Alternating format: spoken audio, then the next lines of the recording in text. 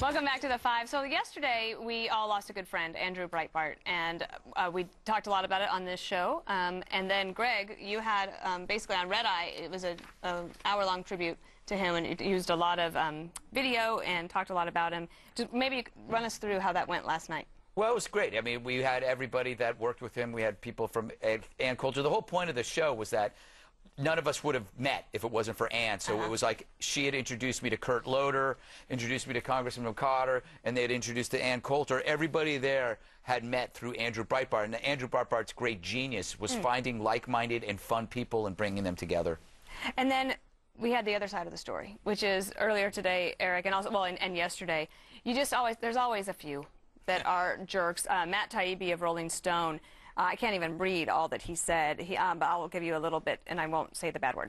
He said, "So Andrew Breitbart is dead. Here's what I have to say to that." And I'm sure Breitbart himself would have respected this reaction. Good. Bad word him. "I couldn't be happier that he's dead. So to use one of his favorite words, good riddance, I can't even say that. I almost said it. Thoughts?" Unbelievable. You know, had anyone... Look, let's not make this partisan, but anyone on the right had said anything, God forbid I said something like this about, we would be destroyed on the mainstream media. No one brought the fact up that this is disrespectful. The man is dead. He's a wife and 4 young kids on the very day he dies. Rolling Stone publishes this piece of garbage. Matt Taibbi, I'm not calling for him to be fired. You're just a piece of you-know-what. You're a piece of absolute garbage crap.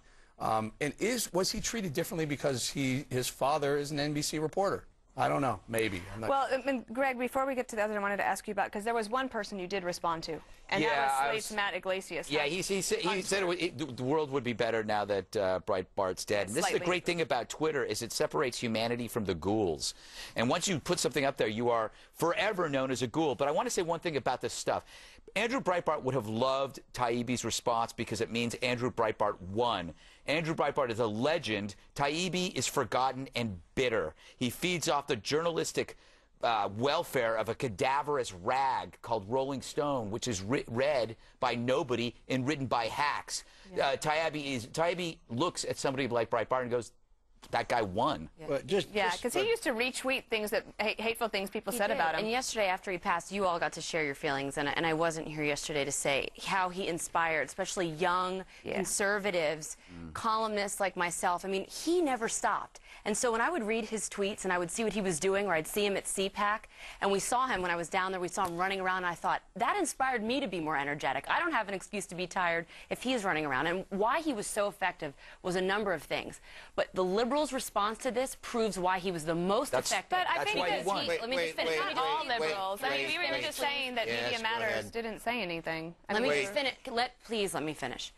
The reason he was the most effective is because he reveals the true side of the majority of the left, which is nasty and hateful, and he does us a service by doing this. With a smile, he always did it. The idea of taking this one story and blasting it left like that, I had more conversations with people on the left yesterday, and on the show yesterday, I gave the guy a great deal of credit. I have not seen one mainstream, whatever you call mainstream media, attack him in any way. It's one guy on one rag, and you can't paint the whole left. Will you stop doing that? No, listen, you got to, but nothing. But Breitbart, I gave him credit yesterday. He was a general. I tell you, he was a guy that I wouldn't want to be up against. But the idea of suggesting that the left is happy he's dead is full. What if, let's say Michael Moore dropped dead mysteriously, and someone said, someone like me said, good riddance, I'm glad he's dead. I wouldn't have said that the whole conservative movement hated him. No, but I'd be all over the mainstream media. I'd be all MSNBC, the Daily Cause of Ariane Huffington, what a jerk Bowling is, getting fired. Well, wait, let's deal with the reality here. And what I said to begin, Bob, though, was that it was just a couple of people, and that they were vile. And you have to, like, some people were very, very classy. And Media Matters, which we make fun of all the time here, they actually were quite genuine in saying that they'll miss. They complimented him as a passionate foe. All right, we got to go. So directly ahead, we're going to have a little more fun on the Five than just now. A birthday celebration right for the man in the middle, but not a moderate by any means, Eric Bowling. Bob's going to sing to him.